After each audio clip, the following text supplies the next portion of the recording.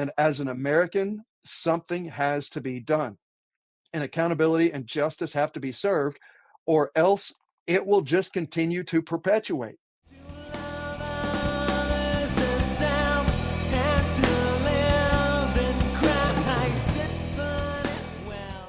Well, welcome back to The Right Wing from Civically Minded, where we look at the intersection between faith and politics. I'm your host, Corey Wing. Did you know that all of my interview segments are now being added to my audio podcast on Apple and Spotify?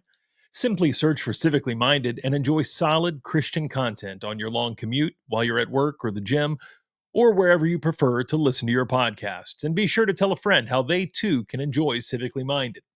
And if you enjoy my content, be sure to like, subscribe, and leave a comment. Well, my guest today is a husband and father of 6, a Baptist pastor, a small business owner, a graduate of Oklahoma City University, where he played collegiate baseball and earned a BS in biology, as well as a graduate of Southwestern Baptist Theological Seminary, where he earned a Master of Divinity. He also, and especially for our applications today, is state senator for Oklahoma's 32nd District. It is my pleasure to welcome to The Right Wing from Civically Minded, actually for the second time, State Senator Dusty Deevers. Hey, thanks, Corey. Great to be with you and your audience. I pray it's fruitful and productive for them. Thank you. I appreciate you joining us today. One of the highlights of the Fight Laugh Feast conference last year for me was because the topic was kind of on how do we re-engage this nation in a way that is kind of biblical and Christian and historically so, but what does that look like in 2025 and moving forward? And then really one of the highlights for me was getting to sit down with you.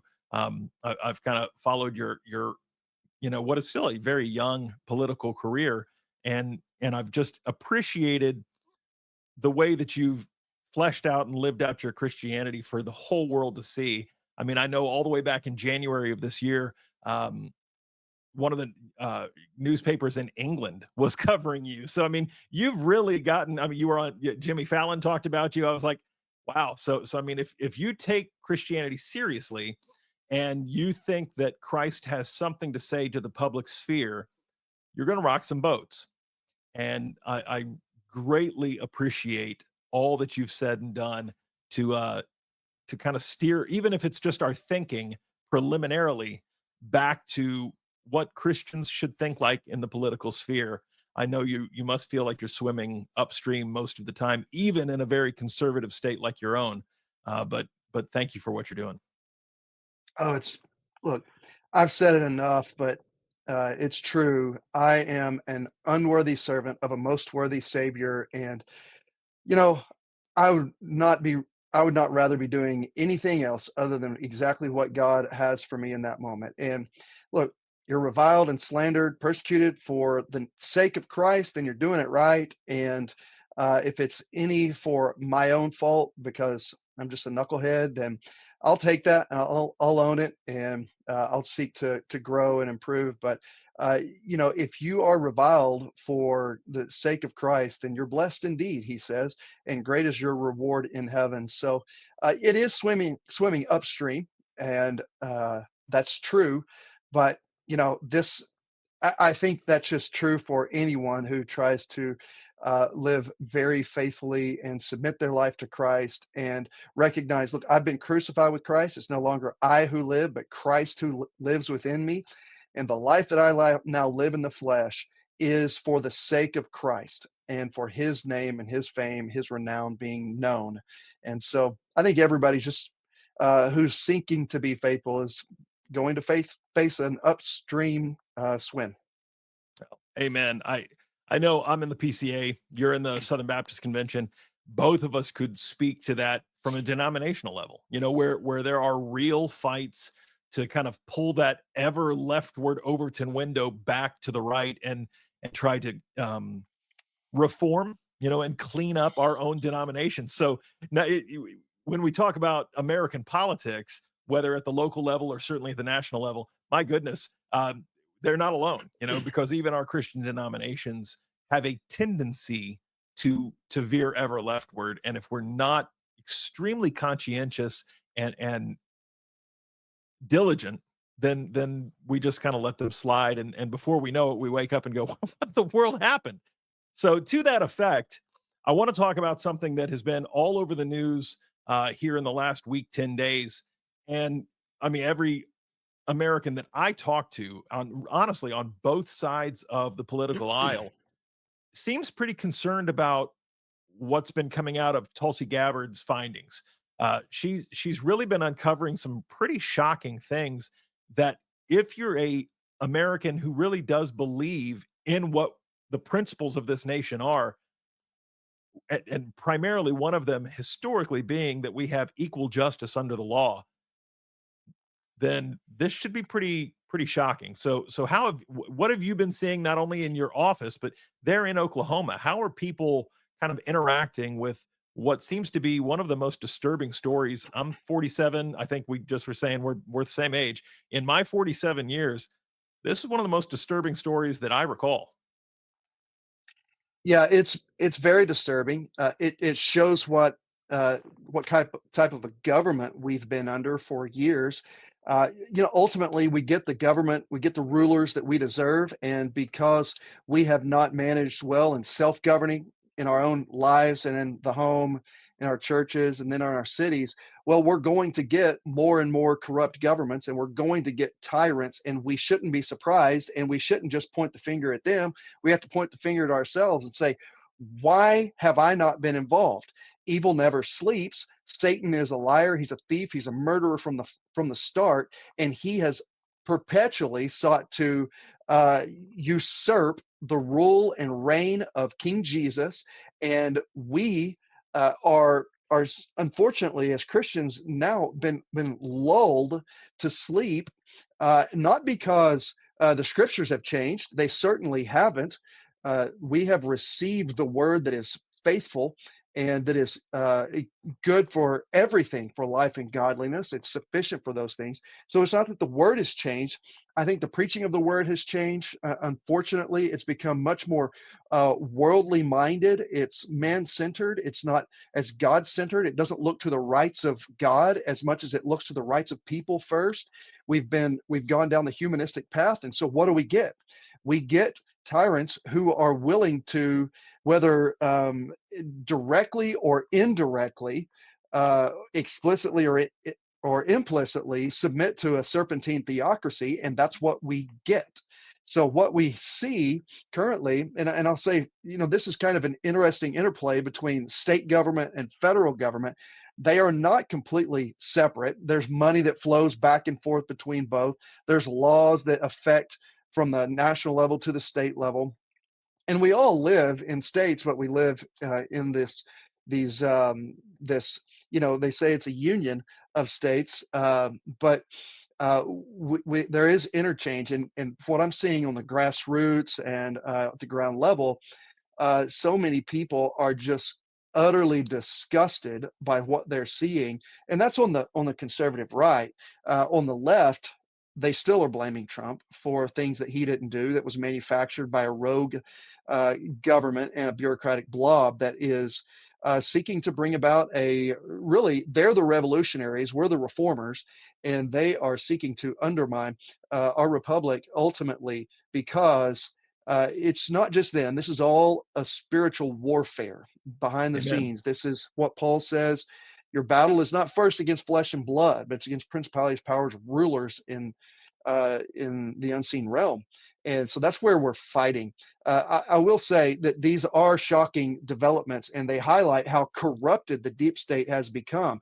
And if we, the people, are going to have any ability to self govern through our elected representatives, the swamp simply has to be drained. We cannot allow manufactured intelligence to be weaponized against American citizens and American political leaders in this way ever again. We've seen it historically. We've seen a rogue CIA, even FBI. We've seen rogue counterparts in what Mike Benz calls the blob. And you've got the administrative state through the fourth branch of government. They're unelected. They wait out elected officials, and they largely do what they want behind the scenes. And now Donald Trump is starting to tighten the vice on them. And I'm glad that Tulsi Gabbard is bringing these things out. And just to give a little background for those who might not be as initiated into what Gabbard is finding here, is that on December 9th, 2016, after Trump had won the election, but 6 weeks before the inauguration, intel officials at the CIA and the FBI planned a presidential daily brief, they call it the PDB, to be given to both President Obama and to President-elect Trump. Now he sits in on the briefings. And that briefing was going to say that Russia had not successfully hacked any election infrastructure or meaningfully swung the election to Trump. And actually, that there was, you know, there's interchange on whether it was for Trump or against Trump, and for Hillary or against Hillary. But the truth was they had really nasty information on Hillary Clinton, and word is they were going to release it after the fact. But James Comey, who was the FBI director at the time, he objected to the content of the briefing, and at a meeting that was called by President Obama, he asked the CIA director John Brennan to create a new briefing. That's Obama asked, that highlighted the ways that Russia interfered in the election. And here's the real smoking gun that shows the corruption. Later that same day, before any new intelligence research could have been completed, they didn't have time to do this. These leaks began coming from the intelligence officials to the New York Times and Washington Post that Russia had successfully interfered in the election to Donald help Donald Trump get elected. And so they reached a conclusion at that December 9th meeting that was a complete reversal from the intelligence that they agreed upon previously. And then they leaked it to the press and then went to work over the next 2 weeks trying to come up with the justification for their confusion. And there's another shocking element to this case, is how the new intelligence community assessment was created to justify their pre-agreed upon conclusion that Russia had significantly impacted the election for Donald Trump. That's just not the case. And listeners might remember the Steele dossier. I Mhm. know you know it. There's other terms for it. We don't have to say. You can give them the other term for it if you want. Uh, but it was an absurd and completely discredited piece of opposition research that was purchased by the Hillary Clinton campaign. It was completely fabricated, and to that point, it had played no part in any intelligence assessment that was given to Obama or to Trump. But after the December 9 meeting, the Steele dossier becomes the a part of justifying the lies that Russia had swung the election to Donald Trump, and that Trump had potentially colluded with them. So not only was the Steele dossier fake that was used in the FISA warrants, um, it was used in the FISA warrants as the basis to spy on the Trump campaign officials like Carter Page. It was also used as part of the basis for the intelligence community assessment that was the beginning of the entire Russian collusion hoax. But well, all this to be said, there's a lot going back and forth. I'm not a lawyer, and I'm not the guy to ask about whether Obama and Brennan and Comey will likely end up prosecuted. Unfortunately, a lot comes out and then nothing happens. This is just a Yeah. trope now. Nothing ever happens. But though I'm not a lawyer or the guy to have anything to do with it, I would say I am an American, and as an American, something has to be done, and accountability and justice have to be served, or else it will just continue to perpetuate.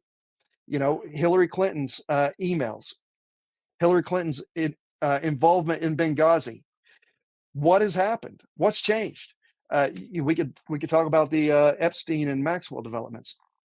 What's going Yeah. on there? There's just so much corruption, and whether we are able to arrest them for fabricating intelligence to spy on their opponent's campaign and then undermine the duly elected president for his entire term, That's Because right. they did the first one, and now that Yep. they were seeking to do it again, and I expect them to just fabricate some other things. Maybe that's what they were trying to do with the Epstein files, to corrupt them and not only protect themselves, but also then embroil Trump in another controversy and get another 4 years like they did with the Steele dossier and the Russian collusion.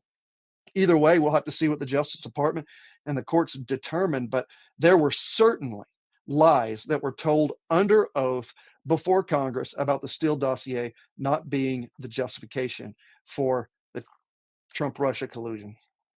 Now, and I want to make sure that, again, easier for me to say some of this stuff because I don't sit in the seat that you sit in. I mean, there were Republican members of, you know, Congress and the Senate, even back in those days, that were very much a part of what was, some of the shifty dealings that were going on. I know I read just in the last week or so that John McCain was one of the very people that took that false allegation before it could be really vetted, like you were saying. I mean, there was no time to really vet what they had supposedly found, and yet he kind of ran with it. And again, that does not diminish some of the other things that a man like John McCain did for our nation, some of the other amazing things, the heroic things that he did. But human beings are complicated and we're sinful, so we can be heroic in one moment and duplicitous cowards in the next. And so I I think that's the thing that for most of the people that I talk to is just completely unacceptable. That there seems to be this uniparty, or that's what we're kind of, the deep state uniparty, the swamp. I mean, it's called so many things. And to your point, so much of it is an unelected bureaucracy. I know our mutual friend William Wolf, who worked there in DC for like 10 years, who still now works with the Center for Baptist Leadership. He is in DC, I want to say, over the next couple of days.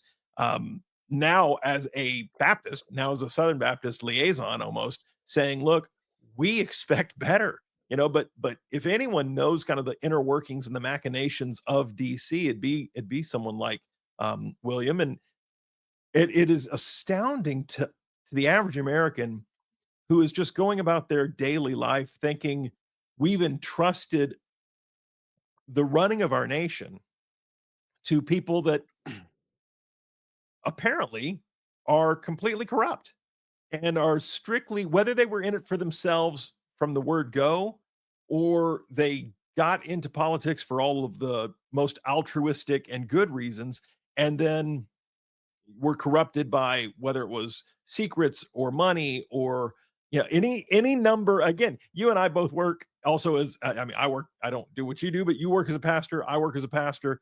I mean, we see it every day in our pastoral roles of pastors fall all the time too. And it's over some of these very same types of things: sex, money, power, glamour. And so, I mean, humans are not hard to figure out, and Satan's been studying us since the very beginning. So it's very easy to take those corrupting things and turn a person. But to your point, if we don't root some of this out, and I mean down to the bone, I mean, we really have to get the cancer out, or it just metastasizes further and further. My fear, and I think the fear that I hear from so many people around me is, okay, Trump's making some wonderful inroads, but he's a lame duck. What happens at the end of this term? Then what? And what say you? Well, I mean, personally, I think he's far from a lame duck in the sense that he is going. I think he's going to spend all 4 years doing everything he can. We'll see. Look, some say he won't. Some say he's still protecting his own people and his own brand, and others believe that he is the Messiah. Yeah. Uh, Yeah. I think the jury's still out. He's done a lot of powerful things on the financial front, and I think that there's more coming out. I do hope that more justice matters will be taken up, and he will let justice roll down like the heavens here. Even if he's a flawed vessel, God still uses even people like us too. Yeah. We are flawed vessels, and even though he's not as as far overtly Christian as what we are, there is some acknowledgement there that we haven't seen in years past for someone who recognizes there is a God who is above him, whether he acts like it or not most of the time. Some people think he is, but he is in a very difficult position. He's been a man who's been under uh, great pressure, but also that's beyond just the pressure of the typical presidency. But he's got a really the worst factions of government and administrative state, and really the business state. The you know the evil capitalistic side, Yeah. not the and I'm a capitalist, but we make laws against monopolies, not just because the punishment and the pain they can bring to individuals, but because they can also get bigger than governments and bring governments to their knees. So he's having to face a lot of the top evils in the world. And my hope and prayer is that he would bow the knee to Christ in a very overt way, and that he would proclaim the lordship of Christ over all these things and give him over, just give himself over in full faith and the fear of God, and let God do what may and trust him for results. I don't know if in the long term, in this 4 years, if he will, what will happen. Look, we are in a time of turmoil, and I don't think that anybody would say otherwise. If he is going to take on the deep state as it clearly looks like he is, then look, I wouldn't be the first one nor the last one to say that they've tried to kill him before. Why shouldn't we expect them to try to do it again? I think they're calculating those risks, whether there's a positive cost benefit analysis for that, Yeah. because then you get JD Vance and Who really what will is JD. rabidly conservative. I mean, what Trump is, a kind of a populist and mildly conservative. I mean, and I mean this in the broadest sense of those terms. Whereas JD Vance is a real, true, ardent conservative. I don't think they want to trade in a aging Donald Trump, as effective as he's been, for a much younger, much firmer conservative JD Vance. That's a losing proposition for them, I would think. Yeah, I would think so too, and so that's some of the calculus that was going into bringing in a guy like Vance, who was a younger man, perhaps the future of the conservative, Republican Party. Those are the labels that they were giving him. That's not what I'm giving, but to say he might be a stopgap measure for the Trump administration. But then you look forward to after Trump's presidency. And there's a lot of different folks that have been vying for that. Rubio's run for president before. Uh, you've got Tulsi Gabbard. You've got uh, DeSantis still. He's still a very capable and been an effective governor. And then you've got beyond that, you've got JD Vance, and then there will be others who come along, and you just wonder what Trump is going to do with MAGA as he looks. I think he's already been prepping some for sure, and especially for a Vance. But as we get closer to the 2 year mark and the primaries come, what's going to be the effect of the MAGA movement? And the polling, it showed that he took a hit with the Epstein um, uh, initial handlings of the Epstein case. But then, yesterday he was with UK Prime Minister Sturmer, and he was saying, "Look, my numbers have gone up since the Epstein thing." And polls are polls. They can always be bent to the liking of the pollster, depending on the questions. If they're not fairly objective and not too leading for the answers that you want. But I think it's going to be interesting to see what happens at the primaries, and then what the MAGA movement becomes, and if there is a MAGA under Vance, or if it shifts to a degree. And some of that, I think, rides upon how much swamp draining Trump does. I think one of the old adages in politics is, it's the economy, stupid. And to your point earlier, he's got the economy firing once again on all cylinders, lest we don't give credit where credit's due in his first term, where the economy was in just phenomenal condition. And then, Biden comes in, takes 4 years, kind of just flushes everything down the toilet. And then to see someone come back and in such short time kind of revitalize all of that. Again, I have mixed feelings on the one big beautiful bill. There are certainly things in it that I'm not thrilled about, but there's a lot of good in it too. I mean, there are some things in it that I think have already proven to be economically effective. And we are married, whether the left likes to believe this or not, and especially someone like Zoran Mamdani, who's now the champion of the left in New York City, and because it's New York City, will probably be the next mayor of New York City. I mean, if you're watching this, please understand the Republicans are not going to win New York City. I'm not saying it couldn't possibly ever happen in the future. It ain't going to happen this time. So if Zoran Mamdani is who the Democrat Party has kind of put their money and their power and their weight behind, he's probably going to be the next mayor of New York City. And I mean, that's incredible, that you think a socialist Muslim is going to be the mayor of the largest, and most important city in America. That's incredible to think about. And so they are so married to that concept on the left.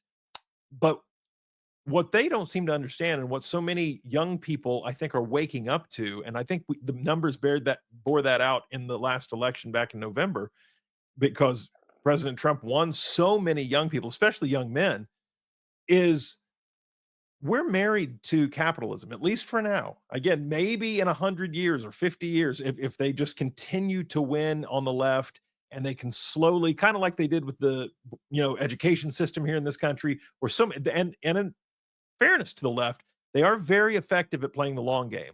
So perhaps they could eventually veer us off of that. But we're so married to capitalism as Americans that I mean, and again, to your point earlier, that includes rapacious greed. That includes companies that do it horribly, and that are dishonoring to God in the ways that they, uh, use slave labor overseas. They do awful things in the name of the dollar.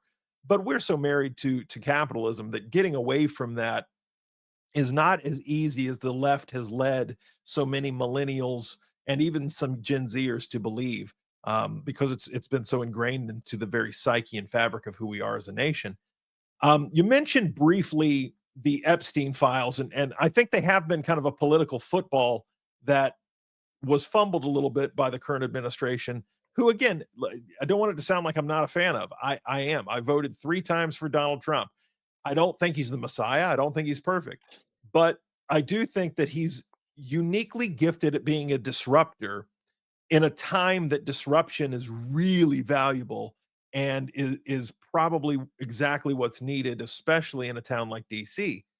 And so when you look at that Epstein case and you think about some of the very peculiar things that obviously happened around his death, and then Ghislaine Maxwell obviously went last week and spoke to the DOJ.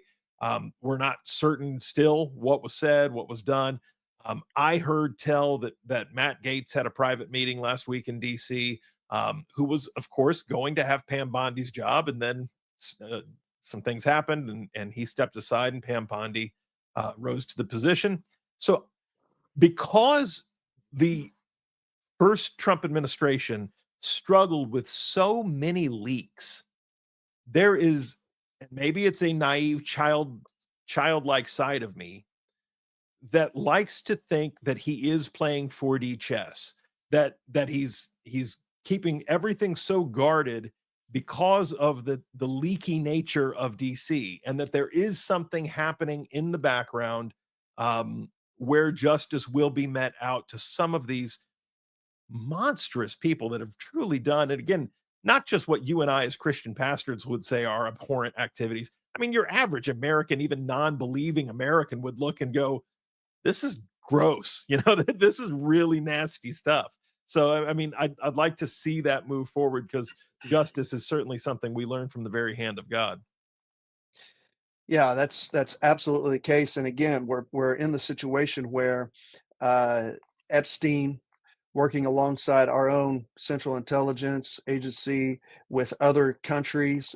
Dan Bongino has even said it was Mossad. Others have said it, where they are working with these other countries to run honeypots and sex ops to compromise leaders at the highest levels. And if you are susceptible to this, and you just wonder, well, what does it mean to be susceptible to uh, pedophilia or susceptible to any Yeah. number of other things that they could compromise these people on? Well, are you looking at porn? Don't think that you wouldn't be susceptible. Yeah. Are you greedy for money and don't trust the Lord, and you're carrying massive credit card debt? Don't think that you wouldn't be susceptible. Uh, do you Are you seeking power in such a way that it's ungodly ambition, an unholy ambition, or it's cloaked as a holy ambition, but really you just are love control and power and in your pride? You're susceptible. So where you're susceptible, you could be in this position too. But now, whenever you add trillions of dollars and you add uh, expansive influence, then there is even greater opportunity for corruption and for you to be compromised, to be because you're more susceptible. And that's the case whether it's in your own little job or just your small neck of the world, uh, or if it's at at the greater the level of authority, of oversight, whether that's in the church or then becomes to local government or state government or federal government, the greater opportunity there is for power, there is a greater opportunity for corruption, and then also all that's entailed, all the entanglings of sin that you can, and the woven web that you could be involved in with sin. It's just available. And so, when you look at the Epstein case, they weren't acting alone. Epstein and Maxwell were not by themselves. They were funded, they were supported and protected. We know that they were trafficking underage girls to royalty and heads of state and other billionaires. And we can be very confident that there was an element of blackmail from numerous corroborated testimonies that are on the public record. And from the billionaires who would inexplicably hand over their entire empires to this group of people, Maxwell and Epstein and whoever was supporting him behind them.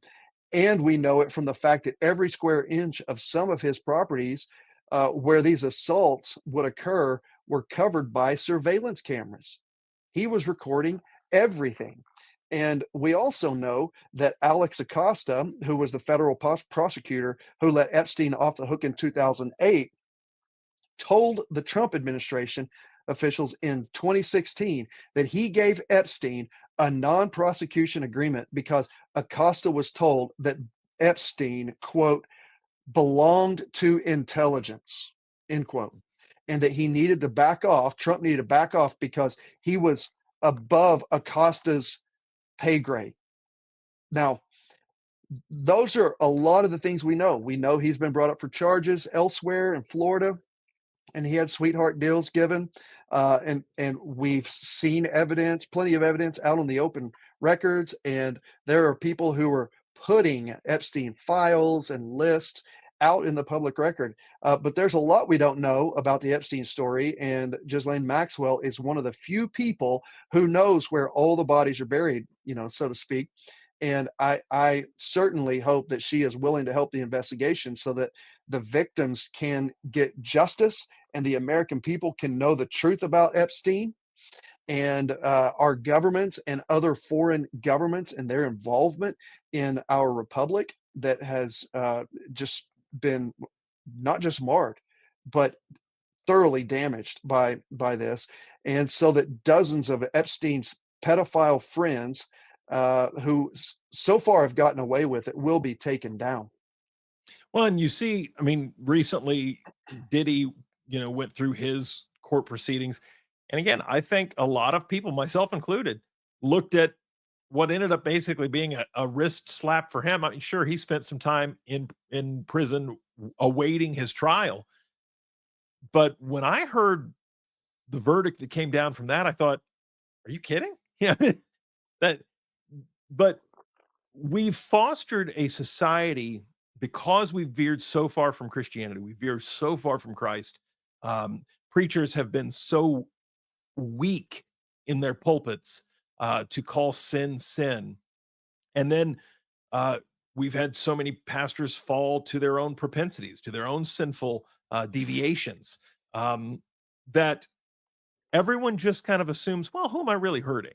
I mean, if Diddy's hosting these, baby oil parties, where they're all just big sex orgies. Well, I mean, we're all adults, and I again, I've read so much of the criticism that you've received over some of the outlawing of pornography and things that you've proposed there in Oklahoma, that people really do think their sin doesn't color outside of the lines. That somehow it's like a child's coloring book, and as long as they sin in their own little private world, whatever that even means, that it stays very neatly within the borders. They're not really hurting anyone.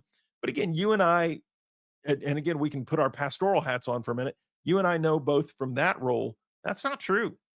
I Mm-mm. You and I have both sat in our offices at a church where a husband, a wife, their children, what have you, are their lives are ruined because Mhm. dad had this problem or mom had a gambling issue or there was a drug problem. Your sin does not just leave everyone else alone. That's not how sin works, unfortunately. And even if it did, you're worth saving. I mean, if Mm. I didn't believe that as a pastor, then what in the world am I doing? So Right. you're worth saving even if that were true, but it is definitely not true. So I pray, um, like most good Christian Americans, especially, that justice will be met out upon so many of the folks that have been engaged in these vile, wicked acts, and that in so doing, some of that swamp can be drained because sunlight is the best antiseptic. So well, let's Yeah. move on to something I can't say more cheery. It's another devastating topic and a moral stain on our nation since Roe v. Wade, and sadly, the abolition of Roe v. Wade has not fully uh, rectified things the way that I think so many of us in the Christian world were hoping. I think it's a step in the right direction, but at best, it's been a very small step. So I know you're a big advocate of full abolition of abortion, and could you speak to that just a little bit about kind of why you're so passionate about it, what steps you have taken since coming to office, and what we can do now that this battle is a 50-state battle and not so much a federal one. Yeah. Well, the reason why I am um, so passionate about it is because I believe that God deserves the glory that uh, is due him from all peoples. And he creates all lives. He opens and closes the womb, and he creates all life for the glory of King Jesus and for the glory of God. And where uh, he so there's a big teleological the purpose, the ends that God created for which God created the world, and that's for so that the nations would be glad and sing for joy under their creator and under their savior and redeemer, the Lord Jesus Christ, that he deserves that glory. And he ultimately owns all souls. They're his. And he brings them into existence. And then he gets to define how these people are to be treated and how he should receive glory from them. And whenever he tells us how to treat them, we should obey him. He sets the rules, he sets the standards. And if we violate his standards, then he also sets the punishments and the penalties for doing so. If you look at the fifth uh, or the sixth commandment, you shall not murder. You shall not murder. And that means from the moment that there is a living person that God has brought into existence. And that's from the moment that the sperm and the egg fuse together. And then you have a new person with all of its DNA and its necessary components for becoming like you and me, Mhm. adults, or in the shorter order, children in the womb, and then children who are born as babies, and then toddlers. And so God's word applies to life from conception, which is fertilization, until natural death, and how we should treat them. And really, Jesus says the sum of the law and the prophets, and that includes the Ten Commandments, is love your neighbor as yourself. And if we're going to love God, then we must love our neighbor the way God has determined for them to be loved and cared for. And the chief purposes of government is to protect innocent people and to punish evildoers and terrorize the evildoers with just law.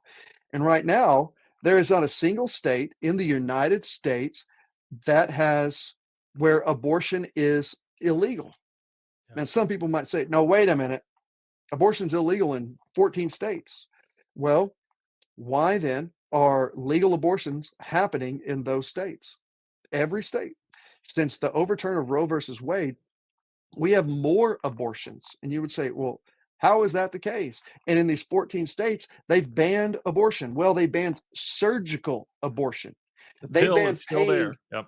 That's right. They banned paying for a hitman to murder their child in their womb. But in every one of those states and in all 50 states, there are a mother can murder her own child with impunity. That means legal immunity. So, though they can't pay a hitman, you can kill your own child if you're a mother and find no legal consequence for doing it. Now, the question then becomes, well, should we ban the pill?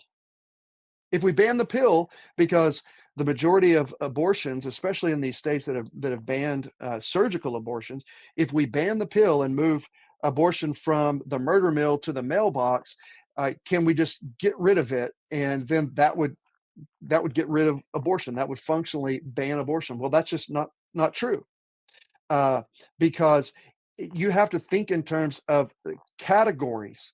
What are ways that mothers can murder their children if there is not a law that says this applies to every person who would murder an innocent person?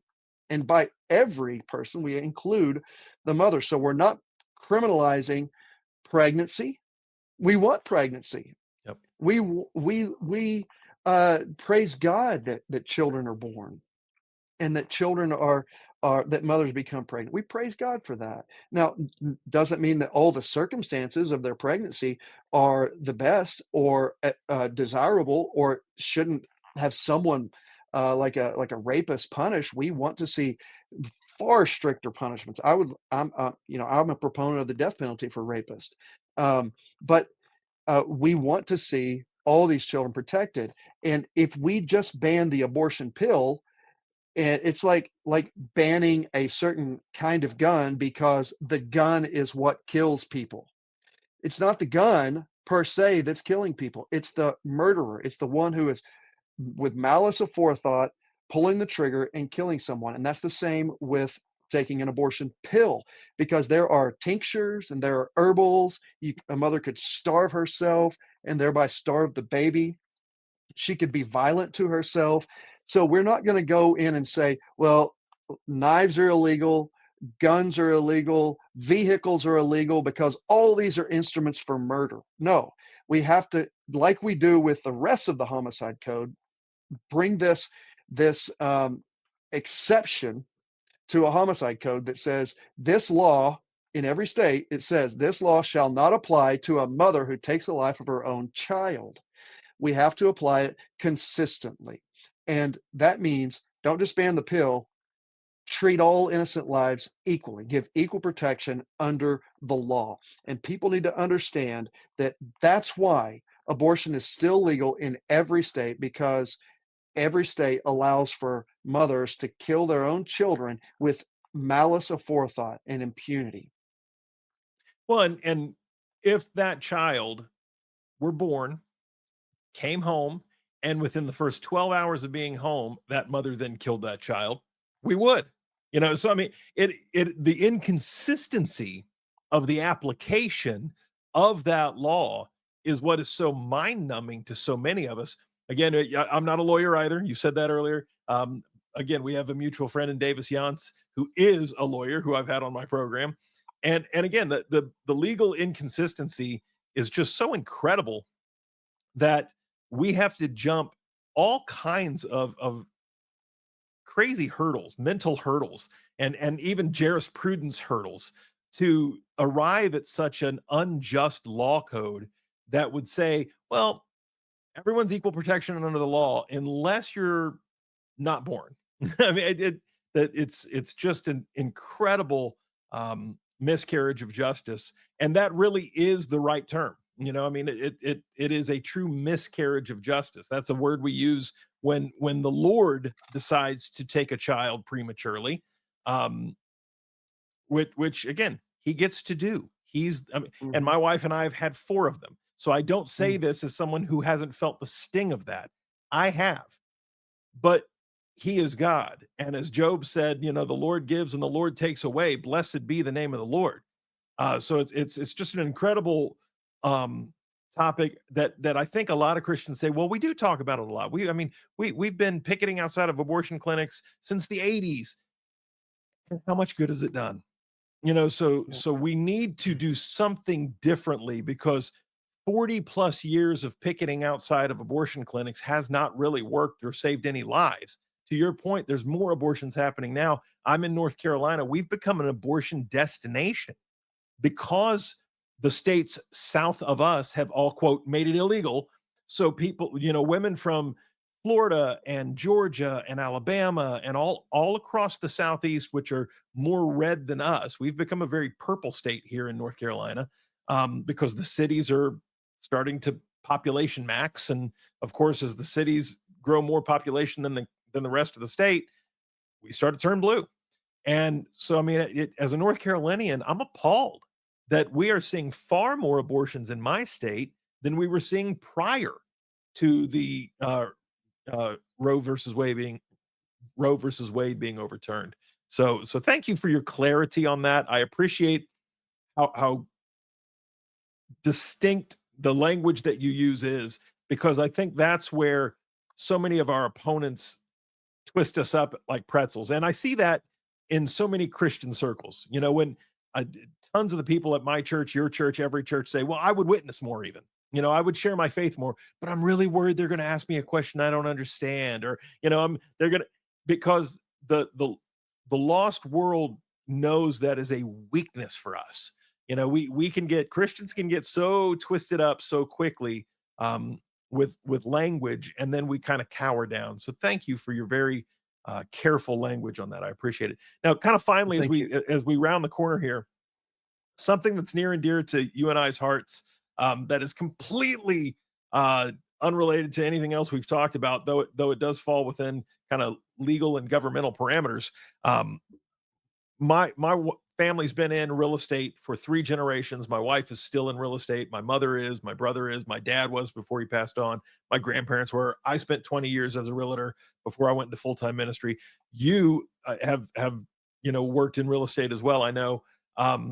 So I know something you're passionate about. You and I've talked privately about this as well, is property taxes and taxation in general, but especially, what really is just the theft of land, and kind of the corruption of illegal taxation. Now, I'm not saying that the government doesn't have the right to any taxation. Even Christ says in Scripture, give unto Caesar that which is Caesar, and then he talks about coinage with Caesar's face on it, and he encourages the disciples to pay what is owed. So fine, there is a certain appropriateness to some taxation, but we, to be a nation that was founded as kind of a pushback on no taxation without representation, our founding fathers must be doing backflips in their graves to see that we are now a nation that pays in just an incredible tax rate. If you start adding up property taxes and income taxes and sales taxes and just tax after tax after tax, the average American, I had an accountant tell me a couple years back that the average American is paying somewhere between 50 and 60% of their income in taxation, and that's just incredible. Yeah. Yeah. So there's a big conversation to be had on just forms of taxation versus unjust forms of taxation. And from my perspective, which I try to see informed by the scriptures, the income tax and the property tax are unjust forms of taxation. We built this nation to protect people's and our own and our posterities God given unalienable rights to life, liberty, and they said happiness, and what it's teased out to mean property. That's right. And if the state can come in and through compulsory or forced taxation, they can take your income and take your property. You are not free. You don't have your liberties protected. You have been made alien. Your rights have been made alien to you, and these are God given, and thereby the state becomes God. It is a master slave relationship, not a servant. The government is supposed to be a servant relationship to its citizens. And so this imposition of income and property tax represent a fundamental violation of God or of the God ordained jurisdiction and individual liberty that we are given from God. And scripture, we've talked about this a little bit. It assigns the role of civil government to protect innocent people, punish evildoers, and promote good. This is from Romans 13 and First Peter Right. 2. And nowhere does it grant the state authority to claim ownership over the fruits of your labor, which those fruits don't belong to you first. They belong to God first, That's right. and then to the individual as a steward of what God has given you. God has given you these properties, which is the property of your wages from your hard work as he blesses your labor, and he gives you property from the purchase that you make through the property of your wages that he gives you. You purchase the property, or you inherit the property, but they belong first to God and then to you as an individual. And by taxing your income and your property, the government declares itself a master over the labor and the property of its citizens, and it violates them.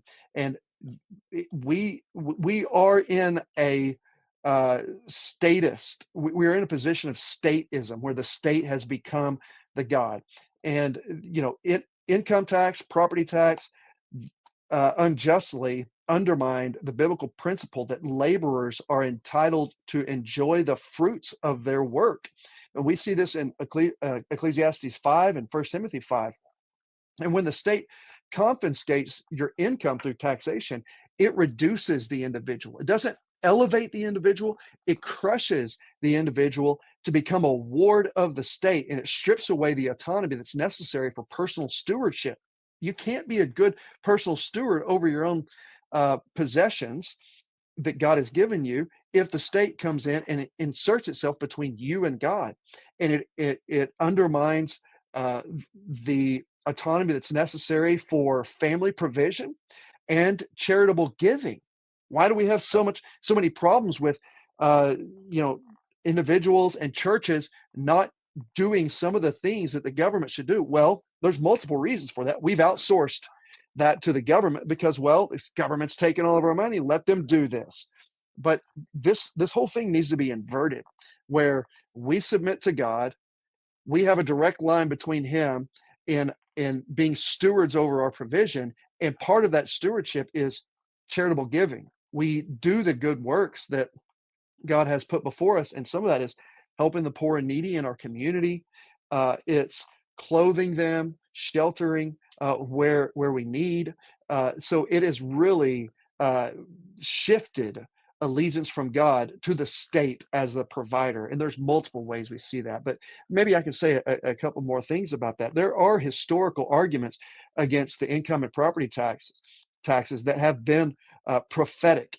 Even Andrew Carnegie warned that income taxes would lead to the confiscation of property and the erosion of individual enterprise. And when we erode individual enterprise, we know what happens. People become less motivated, they become less ambitious, they stop being builders and creative and futurist. They just start to, their world starts to close in on them and they think very small, and it becomes about survival, not the future generations. And the fear, Which then increases the welfare state, and it becomes kind of a perpetual motion machine. You know, that's right. the more welfare state you increase, the more money is needed. The more money is needed, the more taxation is required. The more taxation they bring in, the less people are incentivized to work hard. So no, I didn't mean to interrupt, but continue. No, Nope, but yes, I just wanted to that's kind of right. point that out for the audience, that then becomes a self-fulfilling prophecy. That's right. And uh, you know, there were many voices uh, that were opponents of the 16th Amendment, and their voices have been realized in this ever expanding bureaucratic apparatus that regulates and consumes increasing portions of our national and state resources. And this system disincentivizes productivity and innovation, and it punishes success by taking more. And what's worse, it fosters a culture of envy among the people. It pits citizens against one another based on their income brackets instead of the way it should be, where if God is blessing you with more income through godly gain, then you can turn and help others more. And there's this a lifting up of the whole system. And economically, income taxes and property taxes are a disincentive to growth. And when a person's earnings are forcibly taken from them, the government not only robs them and uproots them from their property, but also of the opportunity to reinvest in productive endeavors. And this confiscatory system, we all know it stifles creativity and it rewards inefficiency. And that's the opposite of what we should want, and especially that God has told us to in the scriptures to do in the scriptures. And this overlapping federal and state income tax exacerbate burdens on the citizens, and it creates a double yoke on people that hinders prosperity and it discourages investments. And biblically and constitutionally, the income tax and the property tax are an affront to liberty and justice. And the fact is, we've given the governments these rights, but they fundamentally do not have the rightful authority to tax our labor or our property. And a just system instead would adopt a limited and consumption based tax or a head tax that ensures the government operates within its God ordained boundaries, and it safeguards the freedom and prosperity of its system. I mean, of its citizens. And the income tax, property tax, they've got to be abolished to restore rightful stewardship and economic vitality and individual liberty under God. I would add the death tax certainly to that list as well. Again, working in the real estate industry, you've seen it, I've seen it. The Yep, incredible, and I'm talking heavy taxation that is placed upon the inherited wealth of others. That when I think, but they paid taxes on that money. You know, when it was earned, when that income that's was right. earned, they paid income tax and they paid sales tax and they paid all kinds of taxes while they were living. And now you dare tax all of this income again when now it's being passed on to their posterity, which again is an affront to biblical truth. I mean, the Bible has much to say about us leaving an inheritance for our posterity. And I know we sometimes over spiritualize or maybe hyper spiritualize that to be like, well, that's talking about, raising them in the fear and the well, certainly it's talking about, of course, it's talking about that, but it's also talking about real physical, tangible things. I am not a good father if I don't leave my children something, that yes, I should lead them to Christ, most assuredly. but my goodness, at the end of my life, I should leave them something, something to give them a leg up in their as they come up behind us, behind my wife and I, that is.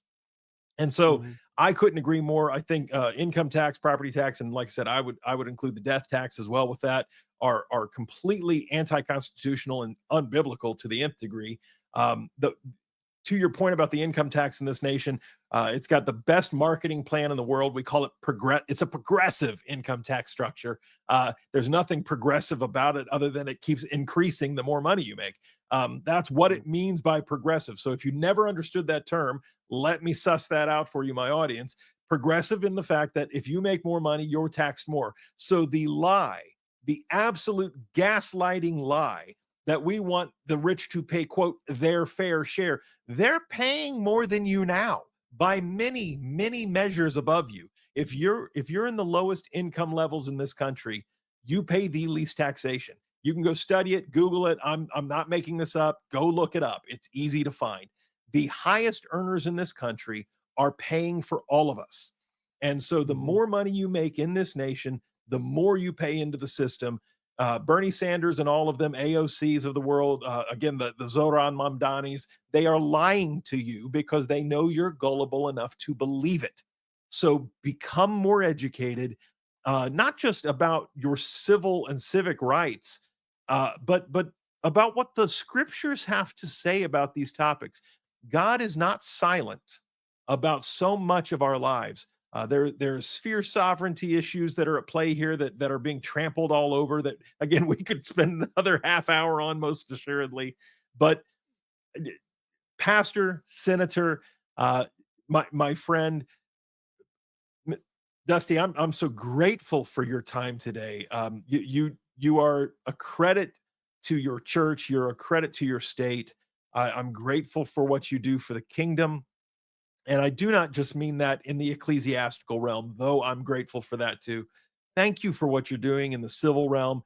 Thank you for what you're doing as the father of 6 children and the husband of 1 wife. You are a wonderful example to all the young men that watch my channel of what a man who says, "I will submit myself to the Lord. I will be whatever you ask me to be, Lord.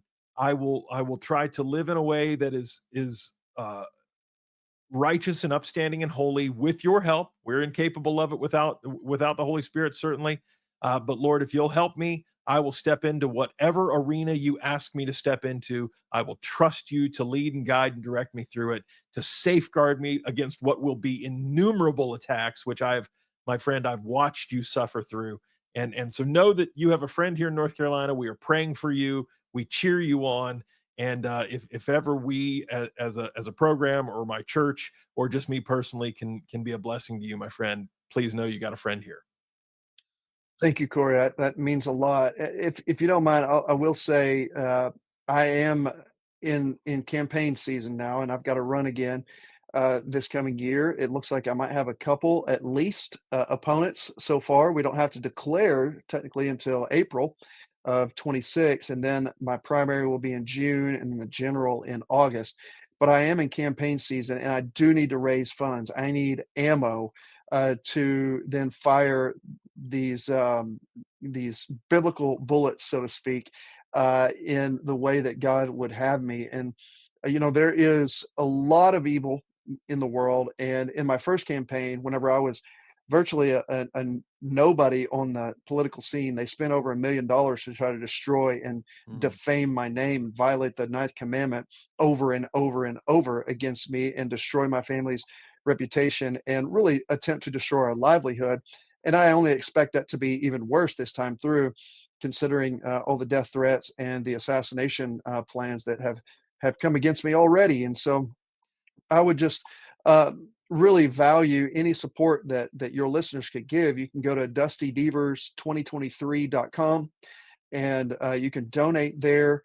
You can find me on Dusty Deevers on X, formerly Twitter, and link up there. That would be all the more helpful. And just share the content that I put out, and let's really mobilize the Christian church to be bold in declaring that Christ is Lord, that Jesus is King, and of his reign and rule and increase of his government, there will be no end. It's going to bring Amen. peace, and he will do it. The Lord of hosts, Yahweh of hosts, is from his zeal, he is bringing about the joy of the nations, and he's going to use frail people like us, fallible people like us, to extend the glory of King Jesus in this world. And I would ask for your support in that way, and for others. I mean, more importantly, is pray and seek the face of the Lord and see if He would have you get involved in political office, whether that's in your local community, through your precinct or your county or your city council or your state government or even the federal government. We need more Christian men who would submit to the authority of Christ, have the humility to lead their lives in accordance with His word, and use the influence that He gives for His glory and be faithful to Him so that, again, He receives the worship that He deserves. Not to us, O Lord, not to us, but to your name be the glory. And He must increase and we must decrease, must become less important. Amen. As a PCA elder, I of course say what is the chief end of man? It is to glorify God and to enjoy Him forever, and that is not just for we believers. That is for everyone. Mhm. So it is an imperative given by God among men that all nations belong to King Jesus. Psalm 2 says that the nations are his inheritance. And I always tell the adult Sunday school class I lead at our church, guys, when does an inheritance become effective? And they always go, well, at death. Did he die? So if an inheritance comes at death, Jesus died, but praise his holy name, he was resurrected and ascended back to the Father. So that inheritance is in effect right now. And so all nations are being gathered together so that King Jesus can rule and reign. It is an exciting thing to see the lion on the march. So I'm grateful for what you do, and I just want to say thank you for being our guest here today, and thank you to all of you that support my work here at Civically Minded. I'm grateful for each and every one of you. There would be no doing this if it wasn't for those of you that enjoy what I provide. So if you like what I'm doing and you haven't subscribed yet, please do that. Share the content with someone else. Leave me a comment below. I actually really do read them. And it's nice when they're nice. Sometimes I read things and then I want to go sit in the corner. So if you really like what we're doing, please let me know in the comments. It's nice to read a good comment once in a while. And until next time, I'm always your host, Corey Wing. And I want you to remember, be brave, be bold, be civically minded. God bless.